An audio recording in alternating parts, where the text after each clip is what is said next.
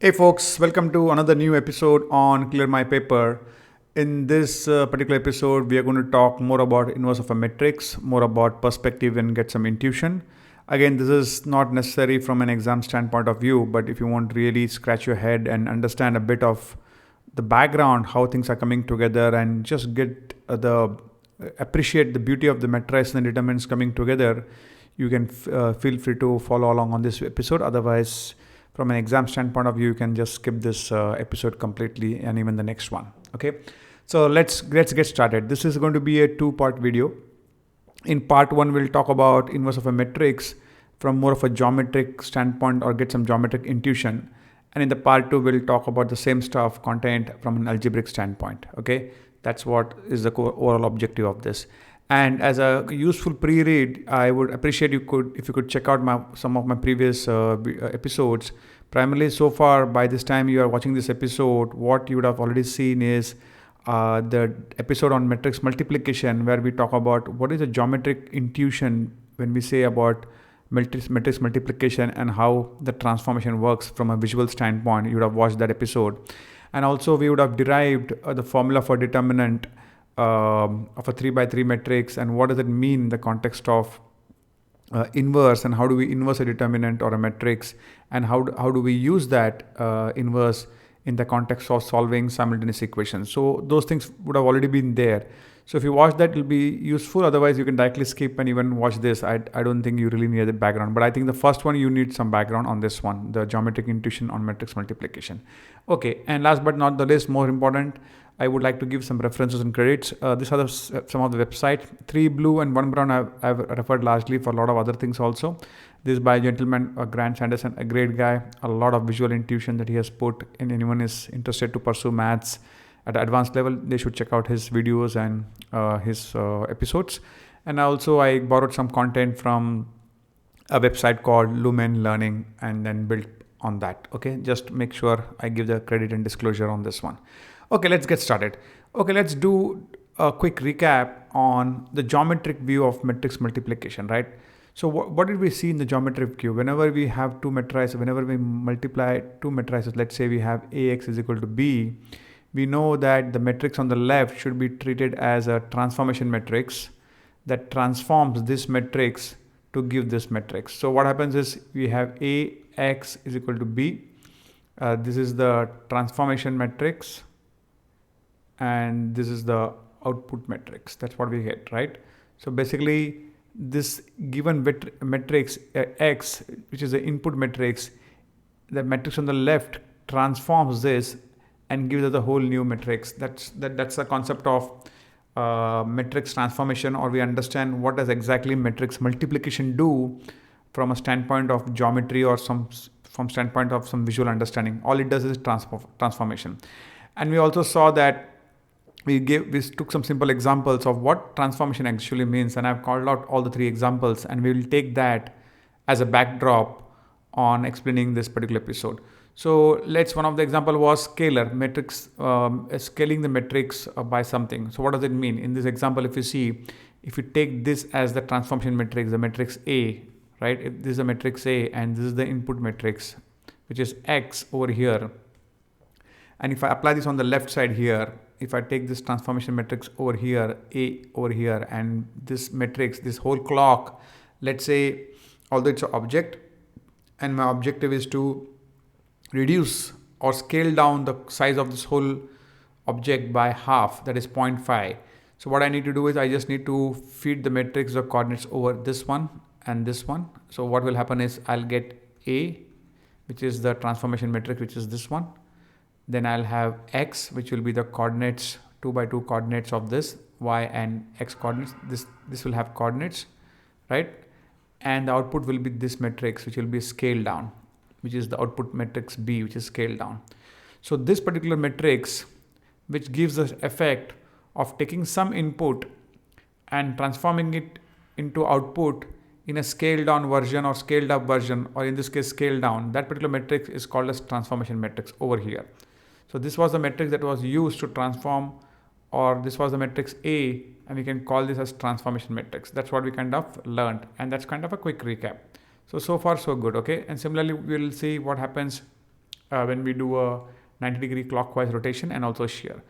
Let's go to a 90-degree clockwise, anti-clockwise rotation. What does it mean? Let's say we have a given square or object or given matrix in this format. So let's say the input matrix, in this case, we have A, we have X, and we have B.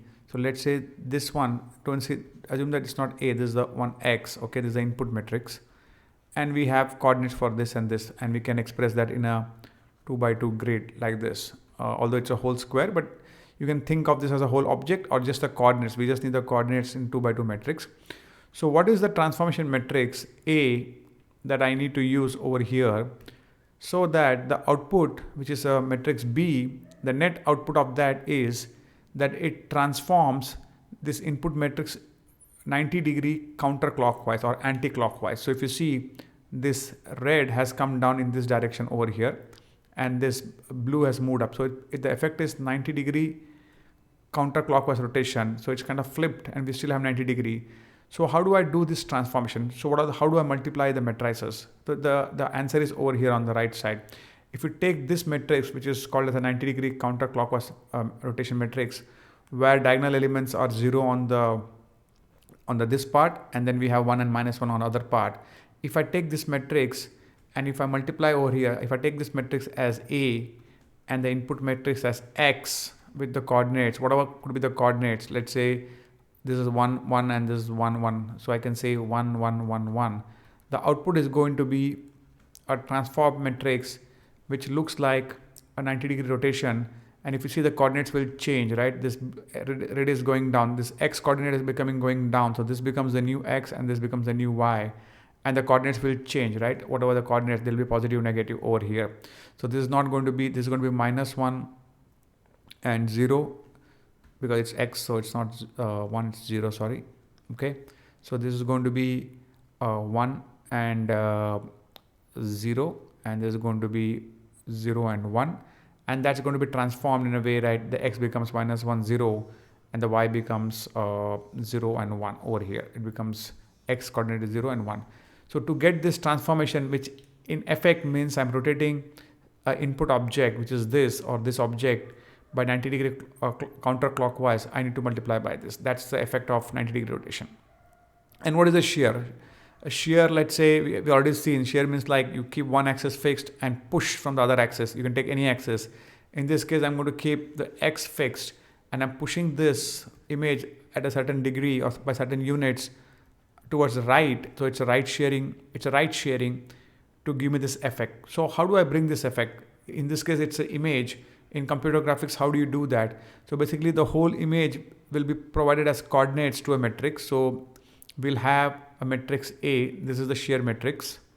And then we'll have the input matrix, which is the Mona Lisa here, picture of that. Or we'll give the coordinates for that, which will be a matrix X. And the output is going to be a shear matrix, which is this matrix, output Mona Lisa, right? Which is sheared one. So this matrix is called the shear matrix, and this kind of does the transformation, or this helps with the transformation. So we have done that kind of so far, okay? Now the question is, what is that I can do? Let's say I've transformed all these things. I've changed the transformation on all of this, scaling, rotating, and shearing, right? But let's say for some reason I want to undo that. I don't want that. I want to reverse that. I want to go back to what was originally provided, right? In this case, this size. In this case, this square in this position. And in this case, this Mona Lisa in a straight format. I want to undo everything. I want to invert. I want to reverse, whatever you want to call. How do I do that? So what kind of matrix multiplication I need to do now on the output matrix, so that I can get back the X. Over here we had in all the cases X. We applied A as a transformation to get B. So B was the output. Now what happens is B becomes the new input. And what do I apply on B so that I can get my X back? That's my question, right? How do I get my X back? So that's the concept of inversing the matrix. How do I get it back? So if you see here, let me read it out for you. Another matrix which inverses or reverses or undoes or does the opposite of the original transformation that we saw to restore or bring back the starting position for the above examples. For example, all this to get back on the left side of it. How do I do that? So I need to have an opposite effect. So what do I do by that? What do I do? For example, if I'm going to inverse scaling by half, what does it mean? Like say over here, I'm scaling it down by half. So I need to get back to this. That means I need to scale it up by 2, the opposite of this, right? I need to scale it up by 2. In this case, I'm doing a 90-degree anti-clockwise rotation to get B. So from B, I have to get A. So what I need to do? I need to do a clockwise rotation 90 degrees to get back this, the exact opposite of that. And over here, I'm going to shear right. So to get back to original, from here, I need to move it to here. I need to shear left. That's what I need to do. And that's nothing but a concept called as inverse of a matrix, which inverts the original transformation. And let's understand by the same example that we saw over here, right? In the first example, we scale down the object or the input matrix by half to get this. Now from here, I want to get back to this thing. So what do? I take this matrix, okay, and I multiply by the inverse of this matrix which I started as the transformation matrix. So my new transformation matrix is going to be a scale by 2 matrix, which is this matrix. When I apply this on this effect, now what I'm going to do is I'm going to take this, this matrix over here. There's a new matrix, or this, let's say this, let's call as the inverse matrix. Hold on, it will be easier for you. And I'm going to take this as inverse matrix, multiply by this, multiply by this matrix. This is what I want to convert.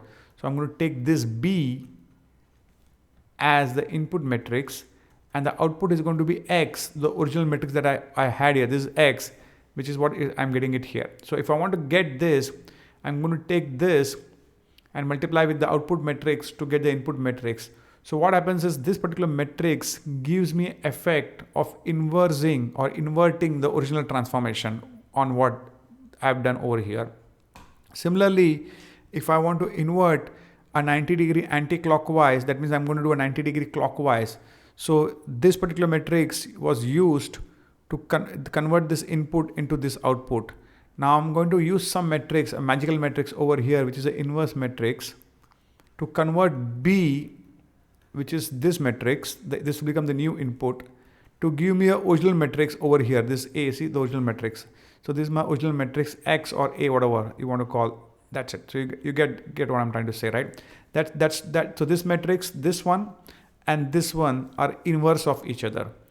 Over here, this matrix and this matrix are inverse of each other. They kind of negate the output of each other. If I use this matrix first, and then if I use this matrix, this goes back to this. On the contrary, if I use this matrix first and then go back to this matrix, this is the exact opposite. This will scale up and then it will scale down, kind of thing. That's the same thing. Similarly for shear, right? This matrix was used as a transformation matrix, A transformation matrix, and this was the input matrix and this was the output matrix. Now I want to use this output as input and use some magic of inverse matrix to get back to this original matrix. And what I do is I take this matrix. So I take this matrix, apply on the new input, which is the output over here. So I take this here, this matrix here, this becomes my input, to get a new output, which gives me this back original matrix. This is the original run. So I get back this original. So if you see, in that case, this matrix over here and this matrix over here are the inverse of each other. They kind of restore the transformation that one of the guys did. If I use this first, this puppy will restore it. If I use this first, this puppy will restore it. So that's the concept of inverse of a matrix from a geometric lens, where we talk about transformation, where a matrix is transforming one object to another object or into a different plane and bringing it back, is the concept of inverse of a matrix. Hopefully this was kind of fun to get the visuals of that. In the next part 2 of that, what we'll do is we'll talk about the same concept, but we'll use the algebraic perspective and we'll kind of talk in that. So this is not a geometric, we'll use the algebraic perspective and we'll get the intuition of what it means from algebra standpoint, which is where most of the guys are interested in the exam standpoint, but geometry is what it is beautiful. So stay tuned in the other video. Hopefully this was fun. Signing off on Clear My Paper. I'll see you in the next episode.